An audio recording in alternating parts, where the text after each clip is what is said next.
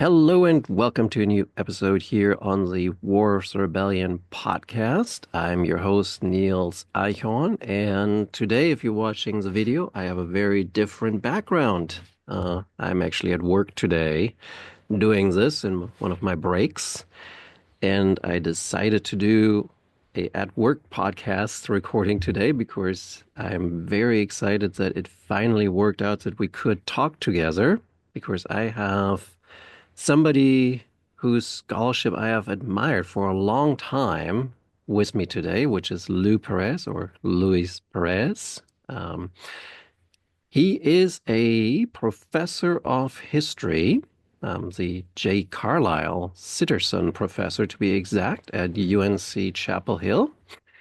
He has a PhD in history from the University of New Mexico, and he is the author of, I'll just say, a lot of books. There's quite a number. My personal introduction was the book on the War of 1898, but he also has written extensively on Cuba and Cuban history, such as Cuba Between Reform and Revolution, Cuba and the American Imagination, On Becoming Cuban, and Rice in the Time of Sugar, the political economy of food in Cuba. So an extensive publication record. And today we're going to talk about a book published by Duke University Press, which is Colonial Reckoning, Race and Revolution in 19th Century Cuba. So, Louis, thank you so much for taking the time today to chat. And it's so great that it finally worked out that we could do this. I am delighted and I appreciate the invitation to join you. Thank you. So, your entire career has been Cuban history. So tell us a little about how did you get hooked on that? I think, like many millions of other people, the events of 1958, 1959, with the triumph of the Cuban Revolution, Mm, I think folks who are paying attention to the world, folks who are attentive to political change, were experienced that year, especially in 1959, and the year or two that followed immediately, as a moment of a watershed history, mm, where a dramatic revolution um, seized power and overturned the world as it was known in Cuba and projected a presence of this small island mm, that eventually joins, that's directly in the middle of the Cold War, mm, and produces personalities like Fidel Castro and Ernesto Che Guevara that have kind of international resonance. And mm. I am often asked why I got interested in this, and my usual response is, how come everybody's not interested in this? Because it's a remarkable history. No, I agree. But considering the events that you just talked about, Cuba has been, especially from the United States side, extremely isolated. So how do you do your research? Like, do you find it easy to get into Cuba to do research, or do you do most of it from the United States? Um, Research in Cuba is often problematical. Mm, Very often, access to Cuba and Cuban research repositories, that is, archives, libraries, museums, institutes, often is a function of the current state of relations between the United States and Cuba. mm, And this goes on both sides. mhm, Say license to travel to Cuba from the US and visas to enter Cuba from the mm, Cuban side are often contingent on the nature of bilateral relations. mm, Um, in terms of Cuba, I leave from the U.S. under the general license of an academic doing mm, research, and in Cuba, I gain access through various institutions that mm. sponsor my travel and research on the island. Ah, cool. And like, what's the state of the archive since we're on it? Is it like, are they in good shape? Are they kind of? Is there like a lot of damages that you're seeing? Are they well maintained? Just out of curiosity, because I don't think a lot of people know about what what's the situation in Cuba is in that regard. The National Archives are in reasonably good condition. They slowly have been modernizing, digitizing. Um, Hmm. but the archives, all the archives, and especially the provincial archives, which contain fabulous and often phenomenal materials going back to the 18th century, Oh, are in terrible conditions. okay. They suffer. They generally suffer the fate of the island and the Cuban people. That is to say, uh, the archives, I imagine, will not, provincial archives are not going to claim high priority in matters of Mm, sustenance and health care and food. right. So they kind of operate, with very limited resources, very limited access to support. And most of these provincial archives and municipal archives have very little climate control. And so records tend to begin to deteriorate. And then you add an occasional hurricane every now and then. And so it creates very sad conditions. Right. Yeah. No, that's I know somebody I knew that went to the Haitian archives and they said that was, pretty bad shapes there too. So it's um ooh. Well, I'm glad you got all the information that you need and that you have fairly easy access and for an American academic. So what this is not my first book of yours that I've read. As I said, I read your 1898 book first, and then I read Colonial Reckoning as sort of a one of your new books because you're constantly seemingly working on a book and constantly publishing books on Cuba. What I always enjoy with your work is your writing style. It is very engaging. It's very well flowing. It's accessible. Like it feels, and this sort of is the question that I want to first raise, is it feels like even though you're publishing with university presses, like you're writing for a popular audience, for a general audience. Um, I enjoy the writing. I appreciate your comment on the writing. I confess sometimes to being slightly irked when I read a review of a book that is often praiseworthy and positive, but is silent on the issue of writing. Mm, And I say to myself, or to whoever who may be listening, God damn, did you not notice the writing? Do you think that just happened? Okay. yes. So I do very much appreciate when someone becomes aware of the writing, because that is I work at that, and so I am I write with with people in mind. That can you pick this up? And I try to be as jargon free as possible. Mm-hmm. Um, I have gone back and read books that I have maybe written, 25, 30 years ago. And I confess that I look at that and with frequency, I'll read passages and say, ouch, because the language, the vocabulary dates the book. These are words and phrases that were very much in vogue in 1988, 1990. Mm-hmm.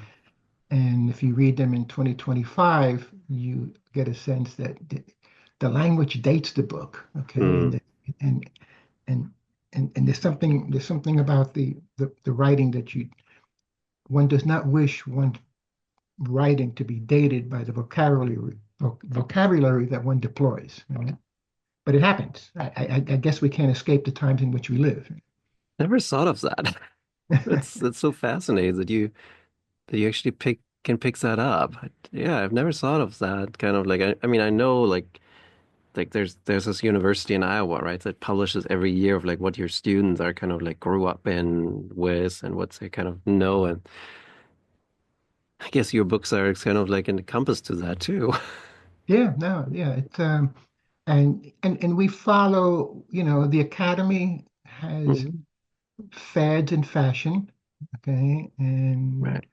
And you read something that I wrote about, you read someone writing about modernization, okay? Hmm. And which was all the vogue in the 1970s and 80s. Or dependency theory, that was all the Hmm. vogue in the 80s and 90s. And one allows those winds to drive your sail, right? And so, Hmm. and you look at it 25 years later, and you say, "Ooh, wow, I was so easily seduced by the Vogue, and the vibe of the time." Um, and so there's something, and I don't know how one transcends it. Like I said, I don't think we could escape our culture and escape the times in which we live, and Right. we use the concepts and the phrases and the language that is most available to us. Because if you're going to reach a reading public, one kind of incorporates oneself into the language that is Mhm. in use. Yeah. And a generation later looks at that language and says, what the hell is this, right? Yeah. Yeah. I mean, that's like, and we grow as writers. That's always the nature too Absolutely. of that. We Absolutely. we we improve, we get better, we kind of figure out what we did wrong in Hmm. in Hmm. past writing. Um, so like, do you think of like popular readers, or do you think more of like academic readers when you write your books? Like, do you kind of want to I, reach broader public? of course, that one would, what I don't think anybody who writes Hmm. would wish to limit the scope of the reading public. Um, I write with people in mind, and then I write until I can no longer edit what I have written. Oh, Uh, okay, okay. and I really try real hard not to read anything that's published because I can't change it. And Mm, so I could do, the phrase is there's no such thing as good writing, it's only good mm, rewriting. And yeah. so as long as I when I read and I continue to make changes and edits Mm, and then finally comes the point that what I'm changing is a comma, okay, then I right. know that I'm done. I have nothing more to say. Yeah. Yeah. No. And so there is a presumption of having time to do that, and I do have that time. Mm, You know, deadlines are a bane because you are rushed. Um, but given the time, I will work on something or chapters or a book or an article or a book review until I find no other changes to make in wow. You have very patient editors. it. Maybe I have to publish with Duke Press then. That's um but yeah, I really enjoy the like you and it's not just the words, it's also the way you are able to bring these characters that you write about alive. And I remember in the 1898 book, you weave just the history of the event with the historiography so beautifully together. It was a beautifully flowing chapter that just um they were that you were like, wow, Well, I wish thank I you. could do that. Thank you. Like I said, it's very gratifying to know that the writing Yeah. is appreciated. Yes. Yeah. And so are you like when you do your books, do you look for like personal stories? Do you kind of want to find like individuals to kind of illustrate what you're saying? Or are you just if a story appears, it's great, but it's not essential. Um, Very often, what I'm doing, I have an idea, and the idea for Colonial Reckoning was to understand that the conventions of the historiography of the Cuban 19th century, Hmm. which is very much a kind of good guys, bad guys. Hmm. It's a heroic struggle in which all Hmm. good Cubans were arrayed on one side and all bad Cubans and Spanish were on the other side. Hmm. Um, it is a paradigm that I've worked with, that I have used, that I have deployed, that I have contributed to Mm. the years. And I think the book begins, if I recall correctly, the book begins with an anecdote being at a baseball game in Cuba, in Havana, with a dear colleague of mine, Yes, and that's uh, where to start. yeah, and I remember vividly that the hometown fans, there was somebody rooting for the other team, and the people around him kept denouncing him as a gorilla. Mm. And I turned to this friend of mine. I said, "Yeah, because in the context of gorilla means, the heroic guerrilla Che Guevara, guerrilla warfare, Fidel Castro, Mhm. all this thing, the mystique and the mystery of, Right. guerrilla warfare, of armed struggle. And here someone was being denounced as a guerrilla. Right. And I turned to this friend of mine and I said, what's this about? It's just like so weird.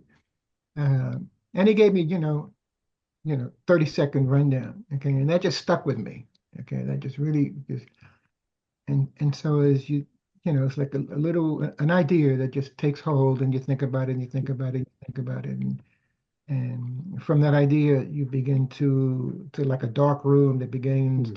to light, and then you begin to see, the physiognomy of the room, and you say, "Oh, look how interesting! Look at that!" And all of a sudden you realize, as you get deeper into your thoughts, that you're saying, maybe this paradigm that we've used about the Cuban liberation struggle is not as black and white as we thought it was.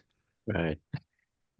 No, and it's ironic that you're not the first person that starts the book with a baseball.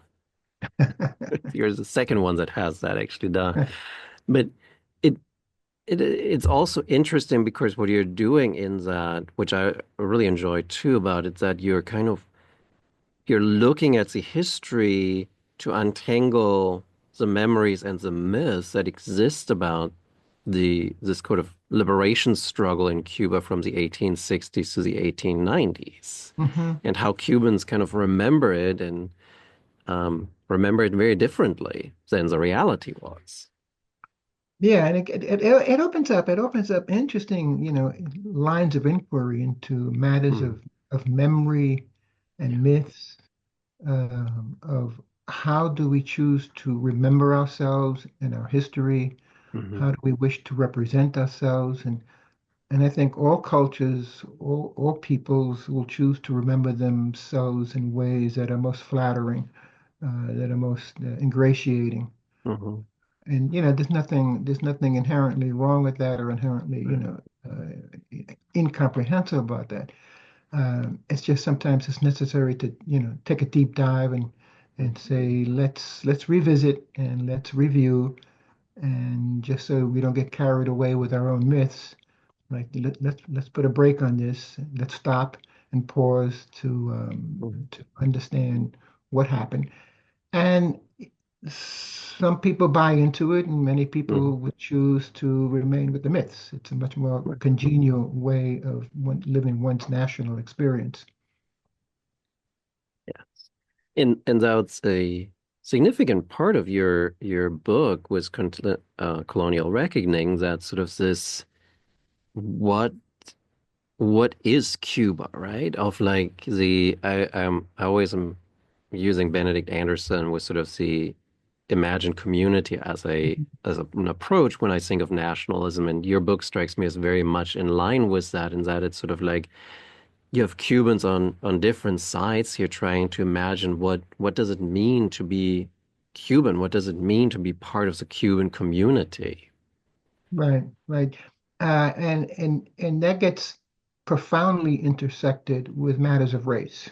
Mhm, I mean, one of the themes that drew my attention in the reading of the period, the press, the correspondence, the diaries, the official communications, that world of what we call, historians call, primary sources. Okay, um, is the presence of fear.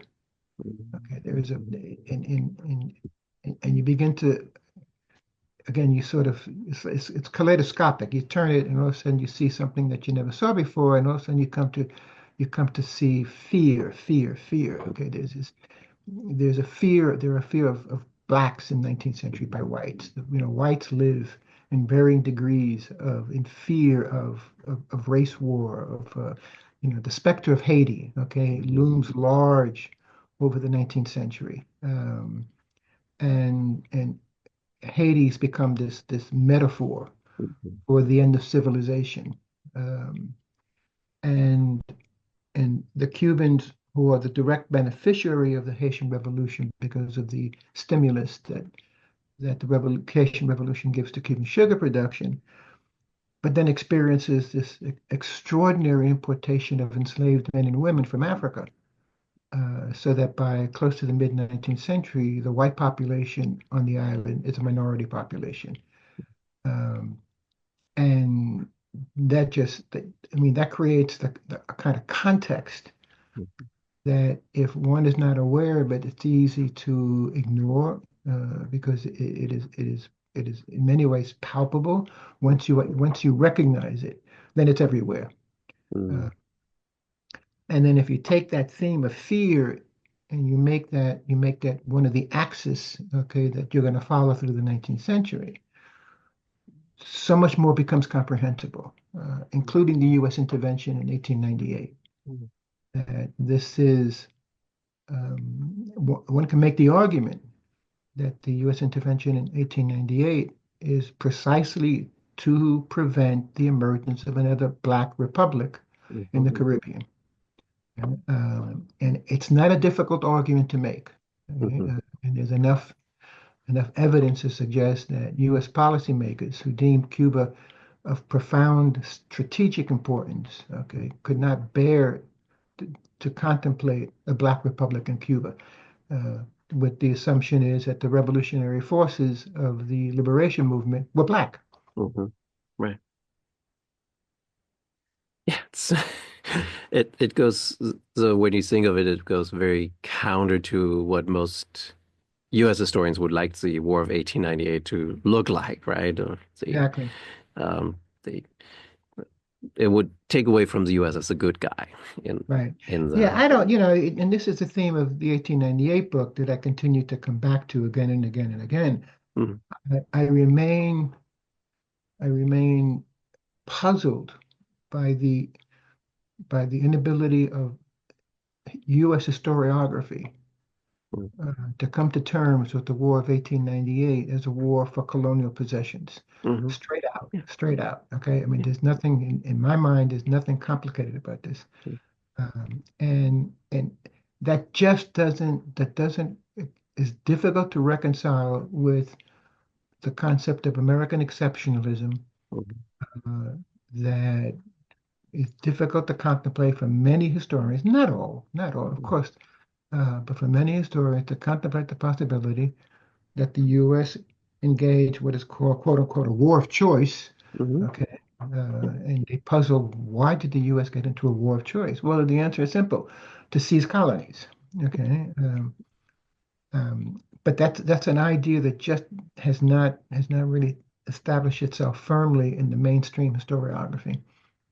Yeah, and I think that's sort of also the problem of vantage point, right? Where you take the vantage point from Cuba, and one of the things that you're illustrating with this book, The Colonial Reckoning, is that when we look at it, it's a 30-year period of conflict in Right. Cuba that starts with the 10 Years' War and ends eventually with the quote unquote liberation or colonization by the Mhm. United States, whichever one you want to end up on.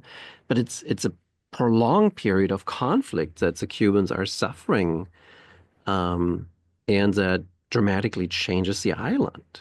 Yeah, and I think it's important, and I try to drive this point home in the book because it's it's often overlooked, at least on this side of the Hmm. Atlantic. Um, I think that the Spanish prosecution of the war from 68 to 78 and then 79 to 80 and then 95 to 98 there is something almost, dare I say, criminal Mm, of of the Spanish government, of the mm-hmm, various conservative and liberal ministries mm-hmm, to which they sacrifice, adolescent mm-hmm. conscripts, Yeah. and hurl them into Cuba and then later the Philippines, okay, for the purposes of national honor, Yeah. okay. And and I and what I seek to underscore in Colonial Reckoning is indeed the Cubans suffered, and indeed the Cubans paid a dear price. But goddamn, tens of thousands, hundreds of thousands of Spanish Mm-hmm. boys, Yeah. okay, were turned loose in Cuba, and as I say in the book, a war against mosquitoes and malaria, Mm-hmm. and they succumbed by the thousands and thousands and thousands, and the record is painfully and palpably clear of the cost of to Spanish life, Mm-hmm. let's hold off on the side of the Cuban life, in the reconcentration camps. Yes, yes, we know much about that. What is not given attention is and what the Spanish government said, to the last man, to the last peseta, like you say, damn, this is criminal, just and they come back as broken young men, if they come back at all. I Mm-hmm. mean, and I am persuaded, and I am not a scholar of Spanish history, but that the roots of the Spanish Civil War of 1936, okay, are to be found, among other places, in what happened in Cuba. Mm-hmm. I don't know what the command structure of the Cuban army is, but I've got to believe that the Spanish young officers who were captains and majors in Cuba in 1895, 98, I think are present in 1936, 1939. Mm-hmm. Yeah, sort of like carrying that trauma with them and kind of wanting change. Hmm. That Hmm. yeah, I mean, it would make total sense. That is a extremely rough experience that they had in the colonies. Yeah, yeah. Uh, and it it does remind me though, because one of the things that you have, I think we'll start with the word choice because I really found some of the word choices that you made in the book really interesting because A, you call it a 30 Years War, which Hmm. is a really interesting concept, but you're also talking about it as sort of a secession conflict that is taking place here. Sort of like it's not it's an independence conflict, but it's also secession away from Spain. Hmm.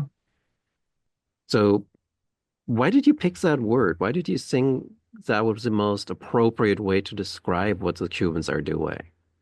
I think part of it is the way the Spanish saw it. Okay, the Spanish see Mm-hmm. this, they see Cuba as properly, not only patrimonio, but they see Cuba as much a part of Spain as Granada or Galicia, that this is Spanish territory. And and in that level, it is perhaps, if you accept that as a premise, it is not dissimilar to the U.S. Civil War. Mm-hmm. That is a determination of the Union of the North not to allow the South to secede. Um, and Sherman's campaign, in the South was every bit as frightful as the Spanish campaign under General Weyler. Um, so there is this idea that this is national territory, Mm-hmm. uh, and the idea, and then you infuse in this, and then you incorporate in this idea of that the national territory is being challenged and being perhaps dismembered by this ragamuffin army of blacks and mulattoes, okay, whose efforts seem to elude, the largest army that Spain had assembled in the New World. I mean, if you think of the 10 Years' War, 68 to 78, that lasted longer than the wars in South America. It Mm-hmm. just Yeah. uh, and the determination, and what blew me away when I was doing the research is to think but they fought for 10 years, 68 to 78. And then they did it all over again in 95, 98. And I'm thinking, what? How do you do it twice? How do you do it twice? With the same consequences to human life, to Spanish human life. Yeah, Okay. the same veracity of the fighting, right? That you're Yes, throwing in there. absolutely. It is.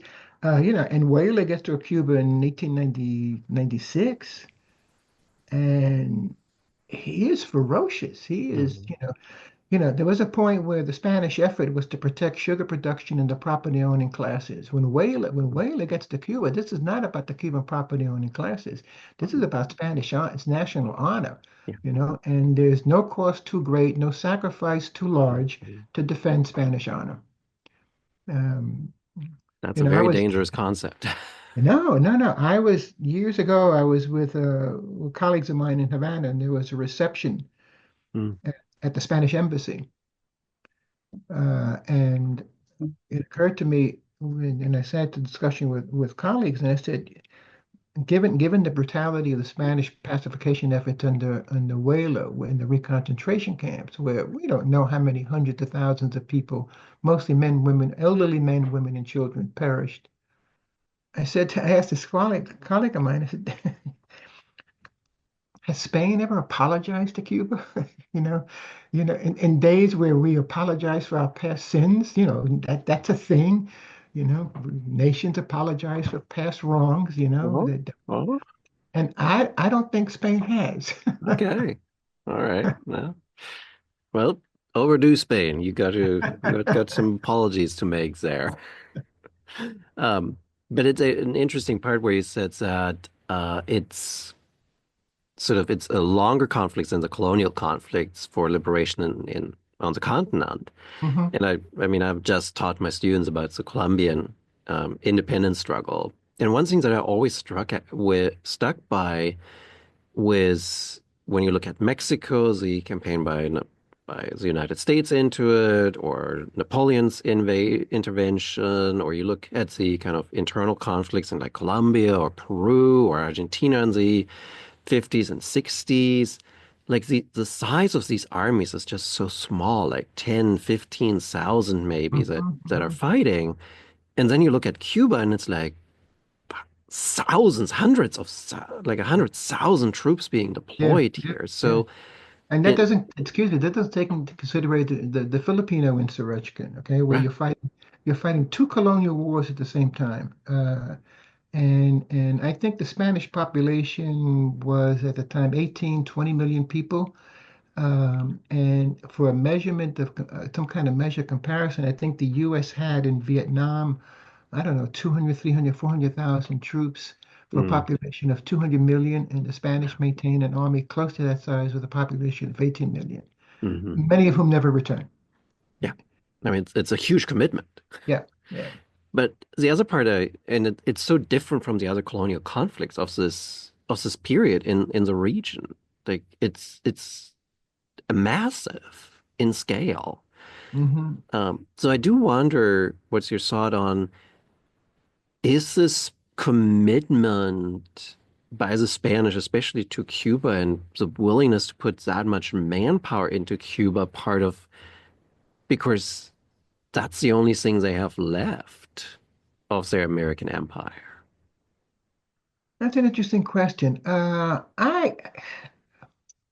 It's hard for me that's possible. I think I am more inclined to believe in this refusal uh, to accept Mm, dismemberment of the nation. Okay, because mm, what's interesting is that both the Spanish right. and the Cubans are fighting for some idea of nation, Mm, and the ferocity of the Spanish determination to defend, their version of nation mm, is more than adequately matched by the Cuban determination mm, to claim its nation.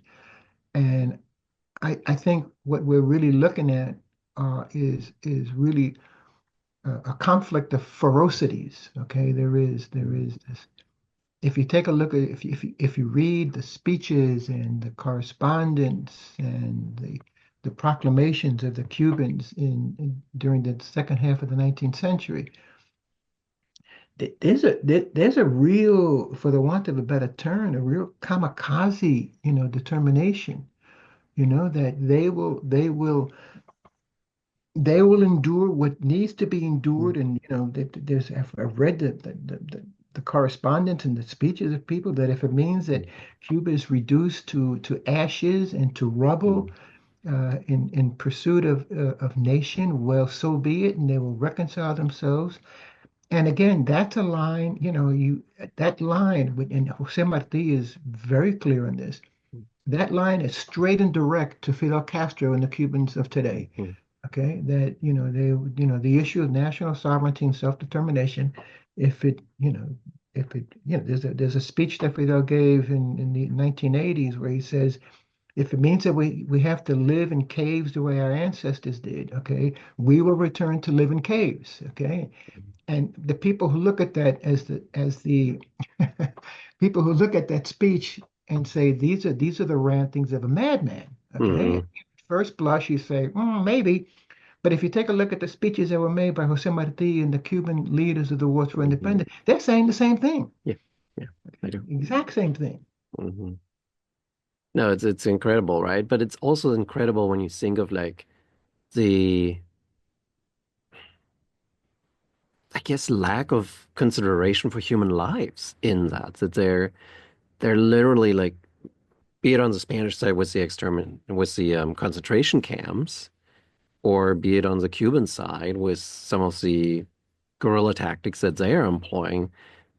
They're they're fighting life and death. They're willing Right. to, like, there's no gray area in there, it feels like.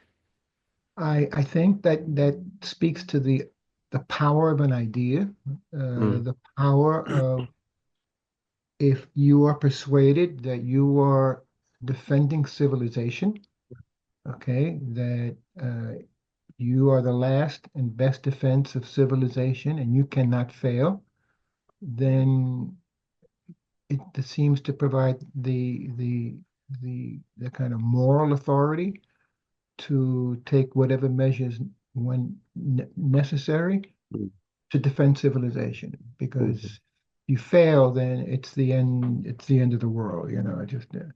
Um, and we have too many examples of this over the last 100 years, 200 years, and we're living it now. In many places of the world where human life seems to be a very, very cheap commodity. I think a lot of Russian soldiers are experiencing that, unfortunately, these Hmm. days. But one thing, like, before we move on into sort of more of the military, what tell us a little about the military situation, because obviously we have the Spanish army and we have the Cuban rebels, but there's also a lot of couple of other groups that are of importance here. Yeah, we have if we kind of prepare a list, okay, Doesn't we have to have, be that detailed. yeah, no, but I think it's just that there are three or four categories of that bear mention. There are in the Spanish side we have the regular Spanish Army and I'm sure and Navy, okay, and the Spanish and the police, but the Army and the Navy, and followed by or joined with the voluntarios. And the voluntarios are Spanish residents of Cuba who organize into these militias. And rank is often accorded to people of property. The more property you own, the higher the rank. And often you recruit your own employees or your own workers, and you become this kind of urban guard to allow the Spanish army to conduct field operations. Uh, and then you have the last group are the guerrillas. Mm, And the guerrillas are what really drew me to this project in the first place. And these are Cubans.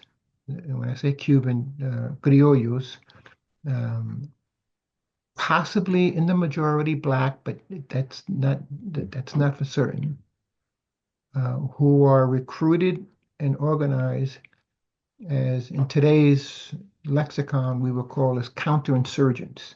Hmm. That is to say, they will adopt the methods and means of conducting war of the Cuban insurgents. They are Many of them may be ex-insurgents. Many of them are people who have been, certainly in 95, 98, people who have been pulled into the countryside and out of the countryside to the cities to in the reconcentration camps, and are doing nothing more than finding a way of means of livelihood and sustenance to support their family. And so they're receiving pay in the service of the Spanish government. So these are the three main blocks on the on the Spanish side. In the Cuban side, you have, the insurgency, the Liberation Army, that has a fairly well-defined command structure, supported by the Cuban emigre community, Hmm. mostly in the United States, but also in Central America and other Caribbean islands, um, that provide resources and funding and material to support the war. And then I guess the Cuban rural population, which is the people who provide, the support and the intelligence and the medicine and the food.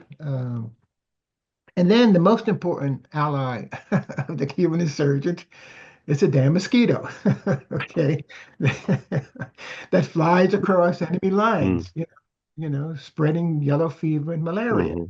you know. And I've said often that the unsung hero of the Cuban independence movement is the mosquito, okay, and the rainy season, okay, Hmm. and the description, the first person descriptions we have from the Spanish soldiers of the Spanish army of campaigning in Cuba makes grim reading. It is just bleak, bleak, bleak. Right.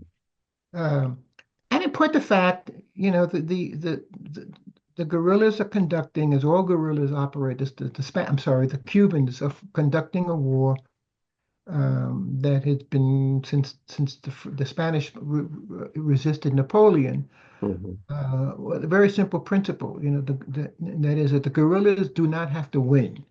All they have to Hmm. do is make certain they don't lose, because what they're doing is, conducting, sporadic military operations for political purposes.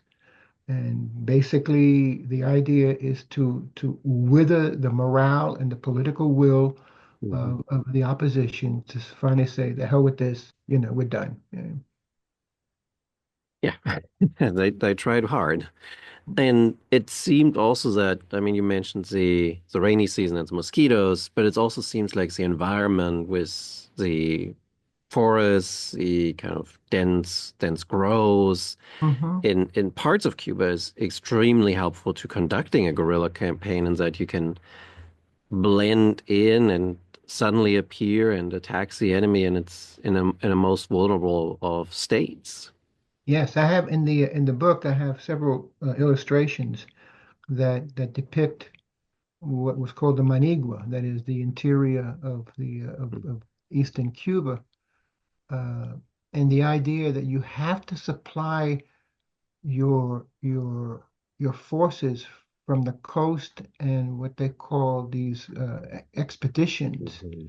long lines of expeditions. And I have a couple of illustrations of pack animals, pack mules, carrying supplies in single lines, and you know always susceptible to ambush, always susceptible to attack, because the guerrilla never initiates combat until and unless it enjoys favorable advantage.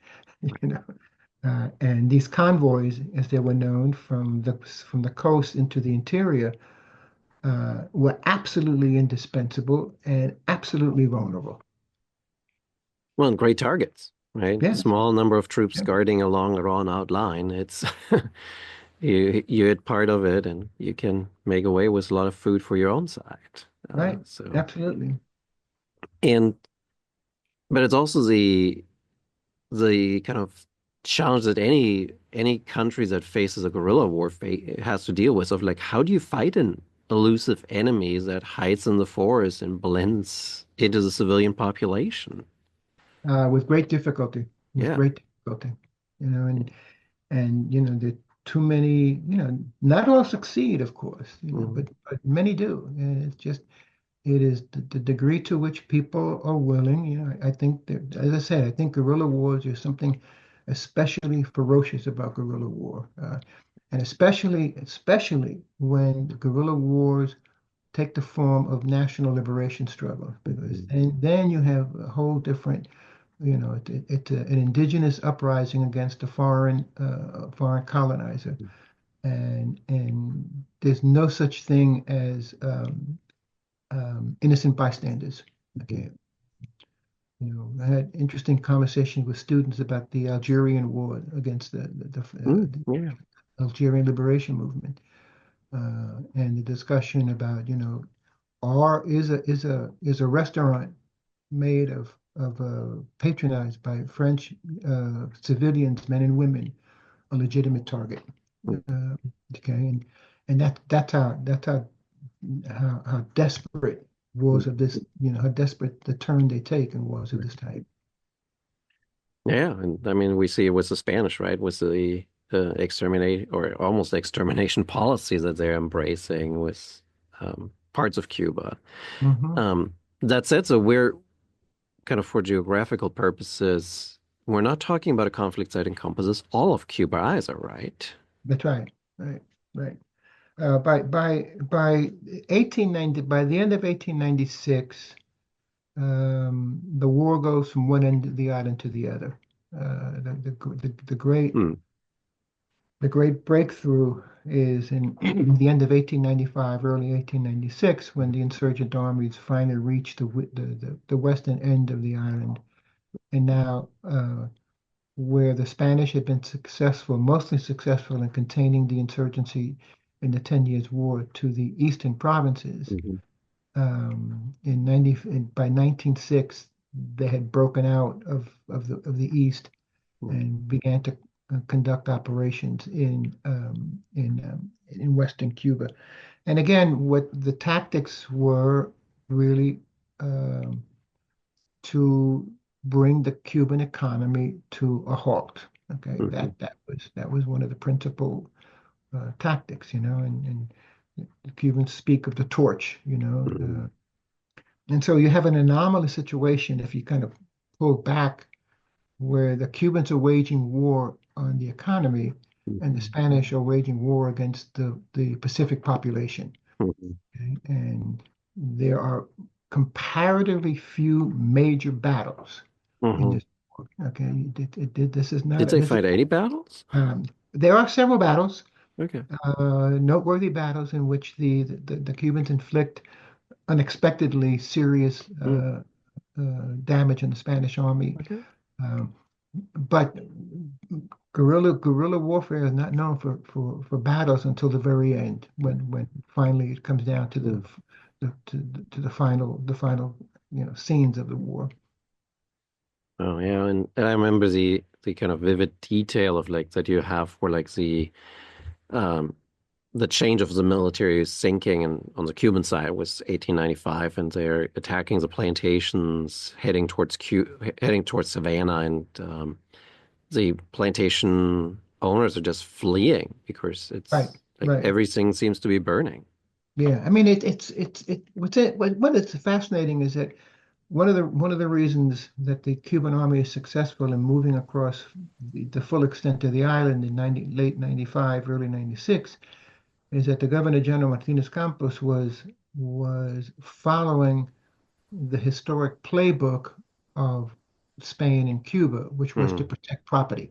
Okay, mm, right. because it was necessary historically and culturally and economically for the Spanish government to retain the support of the property owning classes. Mm, I mean, that's how colonialism survived in Cuba to begin with. Um, and so Martinez Campos, followed that playbook and, took a vast portion of the available soldiers that he had and deployed them to protect sugar. mm, And I don't want to say it gives the Cubans a free pass, but it certainly facilitates the Cubans' march across the island. And that's where when Whaler comes in, he tells the Cuban planter class, you're on your own. I'm not here to defend mm, property. I'm here to defend the honor of Spain. So if they burn out all your sugar estates, okay, mm, that's not my problem. Okay, so the character of the war changes mm. when Whaley gets to Cuba, and he makes it abundantly clear that he is not there to protect property. He's there to defend Spain. Well, it's also the kind of I think it. I'm not sure it was in the 10 Years' War and the Independence War in '95, but I remember you had one aspect where they kind of tried to draw sort of like a fortification line through the island Yes, as sort of like yes, this is we're gonna stop them right here, and it's sort of like it is like it reminds me of like the Argentinians do that against the native population. Like I mean, we're built doing it in the U.S. with that Mex wall against Mexico, and it's like it's so many times tried, but it never works against guerrilla fighters. yeah. I mean, it did contain the trocha, which contains like the narrowest point of the island, Mm, where this fortified ditch, with outposts and blockhouses. mm, And in the 10 Years' War, they did cross over it. Okay, from mm, time to time, they made incursions into the west. But again, the idea was it was okay to contain this mm, insurgency in the east, which was relatively speaking without the property production value mm, of the sugar estates. It was at all costs to protect the sugar estates in western Cuba. mm, And by and large, they were successful. They just couldn't, the Cuban insurgents could not summon or sustain mm, operations across the Trocha mm. until 95, 96, and when they just broke right through it with impunity. So when we think of Cuba, the eastern half is less developed than the western half, and the wealth is sort of there's a wealth disparity in there. Oh yeah, yeah, yeah. It demographically is different, the population is different, the Yeah. economy is different. So most of Cuba's wealth are really the four western provinces, which is sugar, Mm. coffee, and tobacco. Yeah, Oh, wow. And so would that would then also be where the high concentration of the enslaved population would be absolutely, located. absolutely, So right. you wouldn't have as much of a slave population in the eastern part of the No, island. the eastern part of Cuba was far more had articulated, far more anti-slavery Mm. politics. That Uh, makes sense. yeah, yeah, and it was a population of far larger free people of color, Mm. Okay. a population far larger in terms of property owning, small Mm. farms, small estates. Not that there were not sugar estates, there were Right. large sugar estates, of course, uh, but it was technologically backward. It was off the Mm. beaten path. It didn't have access to the markets of the West. You know, I the city assume a of lack of Santiago. infrastructure too, right? That Right, right, right. They did not have the railroads, the technology. mm. So it's a the very concept of when the Cubans cross into the West, the concept they use is the invasion. Mm. And just pause on that. You figure, well, what does that concept, what does Mm. that imagery evoke? Yeah. How do you quote unquote invade your own island? Yeah. Unless somewhere in your mind and as Mm. a paradigm, you see this is a very different place, Right. okay, on the same island. That's that's so interesting on so many levels because I forget where or when. Like I think it was in a talk given by Ed Rugemer where he talked about like slavery post American Civil War in Brazil and Cuba and the or yeah in those two countries and sort of the emancipation that falls and how it's different from the United States because you don't have sort of that sectionalism that you have in the United States, but it sounds Mhm. like Cuba does have a sectionalism Oh, that it you have a does. very Oh, it does. powerful plantation economy on one side and less so on the other. It most certainly does. There is even to this day there is a very sharp awareness of the East, Mm, uh, of somehow, I mean, I mean, it's complicated, and to plumb deeply into this just opens up all sorts of very interesting patterns. I mean, Yeah. Eastern Cuba, the city of Santiago de Cuba was the original capital, okay, Mm.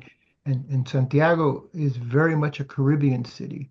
Okay. And Havana is very much an Atlantic city. Havana looks Mm. out, to the United States, to Europe. Mm. It's the crossroads of the Western Hemisphere.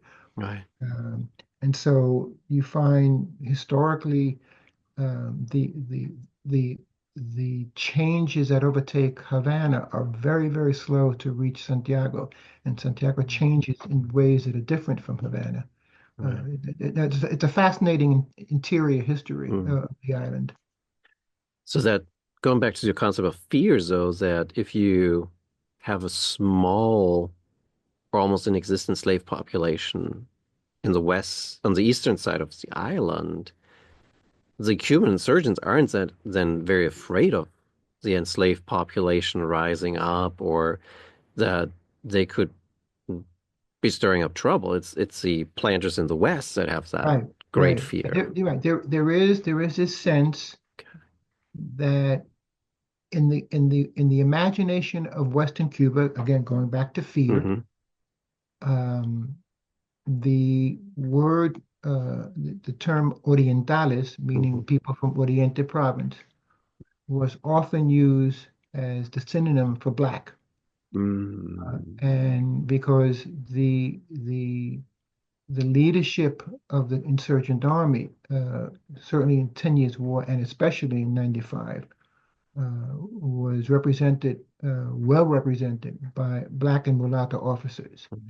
And so, starting in the person of Antonio Maceo, who was the second commanding general of the Liberation Army, um, the idea that you'll see that the actual word Orientalis used uh, as the panic-inducing imagery, Right. that the Orientales are coming, and that means the blacks are coming, and again fear that there is this panic. There is, I mean, and I am aware that I did not do justice to the 3 or 4 months from, let's say, November, December, January, October, November, December 95, and January 96, as Maceo's army crosses the island. Mm. I mean, that's worth a book, just those 4 months, okay? Because it is the palpable panic Mm. uh, that seizes the western regions, and there are Mm. some vivid descriptions of whites fleeing from the cities of Santa Clara or Matanzas on trains, rushing toward Havana, Mm. and Havana bracing for the siege of the black armies that were going to descend on it. I mean, it's real, there, you know, I don't know how to say this, but panic writ large. Yeah. That the end of civilization was imminent. Right. How just because I'm more also in tune with the early 19th century, how much does that still have that ring from like the Haitian Revolution in it? So Oh no, it's definitely. the embers of the Haitian Revolution still still capable of flaring up. Wow. Yeah. That's a huge impact. That like sometimes we forget that the Haitian Revolution has that long shadow. Oh yeah. Um, but with the imageries that you talked about, it's you have I don't know how many, but I remember very much three very much images from 95 in the book of like extremely racist depictions of African people, sort of like that one image where it like the African person sort of like with vampire teeth kind of Yeah. Right. devouring. Right. It seemed reading through your book that it was especially in 95, 96 on the rise that they used that imagery, that it wasn't as strongly present in the 10 years conflict. That's correct. And I think not that it wasn't, it was in the spoken word, in the written word. Mm, Um, but then again, the insurgency never escaped its containment in the 10 Years' War. mm, I think when the insurgency breaks out of the East and reaches the West within the first year, mm, um, then the Spanish begin to conduct, uh, you know, purposely, propaganda. If you had any doubts what this war was about, you just look at the Spanish propaganda mm, and the illustrations and the imagery that is used, just to say, just in case you've forgotten what this fake here, look at this image, okay? hmm. Right. Yeah. Um, and staying with images, I love that you have this one image of the insurgents having derailed a train in your Hmm. book. And I love that because it was so much like not just that they go for the infrastructure like insurgents, they're cutting the supply lines of the and cutting into the infrastructure of the Spanish, but they take the moment to pose and take a picture, right? Like they're not worried that in 5 minutes or in 30 minutes there's going to be a Spanish army here that will fight us. They're like, no, we have the time to take a picture. Right. I had not thought of that, but yes. Yeah, and how fortuitous that there was a photographer available. Well, yeah. I mean, I'm pretty sure that guy came along because they kind of wanted the publicity, but it's also publicity part that you're Yes, taking these pictures to kind of show the world, look, we can do this. yes, exactly. That was just great. Um, Needless to throw that in. Um, right. Just keeping an eye on our time and the questions here. The Considering you wrote a whole book on how the United States gets involved in this Cuban War for Independence. It In that book you already kind of downplay like the justification, how justified the United States is for getting into this. And it seemed like reading through Colonial Reckoning that it just makes zero sense whatsoever why the United States would get into this by its own proclaimed reasoning. Yeah, Yeah, I think part of the problem of coming to an understanding about the U.S. intervention in Cuba, um, there's a school of thought that took hold in the 50s, 60s, and it's kind of permeated, insinuated itself into a large part of the historiography that the people like George Kennan, and a couple mhm, others of the political Cold War political thinkers, um, take a look at 1898 and mhm, cannot uh, see a a mhm, political or strategic reasons to intervene in the war in Cuba. And therefore, they need to find an explanation. So mhm, it's an explanation for the act of of a war of choice. mhm, Why would the United States go to war? The U.S. had no strategic interests at stake in what was going on mhm. in Cuba. Right. So why would one engage in a war of choice? And because they have no explanation, they buy into the proposition of American exceptionalism, Mhm, that American humanitarian, American sense of righteous purpose. And then once they provide that as an explanation, they then proceed to criticize humanitarian intervention as being pernicious to the national interest. mhm. Okay. All well and clear. If you accept the premise that it was Right. a humanitarian intervention, then we should not be fighting wars for humanitarian intervention. We should only be fighting wars when the national interest is at stake. Mhm, Cool. They ignored the previous 100 years of history. mhm, And I would contend that 1898 has a history. It does Mhm. not come out of nowhere. Yeah. And so if you look back, beginning with Jefferson, Mhm. there was a politics and a policy that was set in place from Jefferson through McKinley, and that was that the possession of Cuba was a matter of, of strategic necessity for U.S. well-being.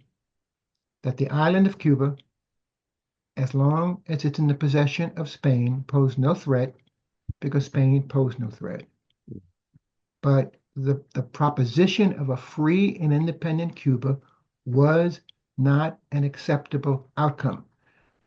People who say the U.S. went to war to help Cuba win its independence are I don't know how they can document that. So the war becomes the U.S. war against Spain is to prevent the one outcome that had Mhm. threatened American strategic interest all through the 19th century, and that is Cuban independence. Mhm. Now, one may say, how silly. Why would they think that this, in other words, on some level, it's almost inadmissible to think that free Cuba is going to threaten the U.S. strategic interest. All well and good, but that's not how the Mhm. policymakers thought in the 19th century. A free and independent Cuba was a threat to American national security, Mhm. economic security, strategic. It's unacceptable. Well, I So also find it interesting when you think of like the whole humanitarian aspect of it, like we're intervening to save lives. Well, the Spanish are changing policies by right, this point, right, right? right, Like, right. Right. And the war, I think the tipping point of the war was when the McKinley administration was able to persuade the Spanish to call a ceasefire, mhm. uh, and hoping that the Cubans would call a ceasefire, and then there would be some negotiated settlement. And I think, if for McKinley's purposes, uh, perhaps Spain would sell the island to the U.S. Okay. Um, the problem with McKinley's plan of a ceasefire and armistice, okay, was that the Cubans rejected it. Okay, Mhm. and they said they would not stop fighting, and that left the Spanish no choice. And when they reached that point, I mean, that was the point of no return. The Mhm. war, the war followed. And unfortunately, historians who have availed themselves to the McKinley papers get to the McKinley papers in the Library of Congress, and they are disappointingly sparse. Okay, there's just I don't know if his records were purged or what, but I remember my first visit to McKinley's papers, so excited that I was going to find, the smoking gun, right? And then And nothing. there's nothing there. There's nothing there. I think this is a consensus opinion of scholars who have used the McKinley papers. There's so little there. Oh, that sucks. Well, on the other hand, good because it gives us more opportunities to talk about the other side. Um, but since you do have a hard deadline coming up here soon, I want one more question I want to pose to you is back to memory, because it's a conflict that involves Spain versus Cuban. In part, eventually it involves the United States, Spain, and Cubans fighting each other. But also, there's a strong situation that there's a lot of Cubans fighting other Cubans. Mhm. And what I'm kind of wondering about is this is a civil war in part. And one of the big challenges after civil wars is how do you reconcile? How do you become neighbors again? How do you work with somebody who has just tried to kill you and your Yeah, family again? yeah, that's a very good question. Um, there, one of the themes that emerge from the diaries and the memoirs, um, and interviews of the Mambises, that's what the Cuban insurgents were called, okay, was that, uh, where they would capture Spanish soldiers, and release them. Mm, Uh, when they captured Cuban guerrillas, that is, Cubans fighting for Spain, mm, they would be summarily executed. There would be no mercy shown. There is a dark period between the ceasefire with Spain and the U.S. From August 12th, 1898 to, let's say, January 1st, 1899, when U.S. Officially assumed um, governing the island. So that is that space between the last month of Spanish sovereignty in Cuba, mm, in which revenge killings took place across the island. mm, I mean, yeah, the Cubans who fought for Spain were hunted down and killed, in dark alleys mm, on rural country roads, wherever and however found. mm, There was a particular, a special ferocity mm, that was meted out to the Cubans who supported Spain.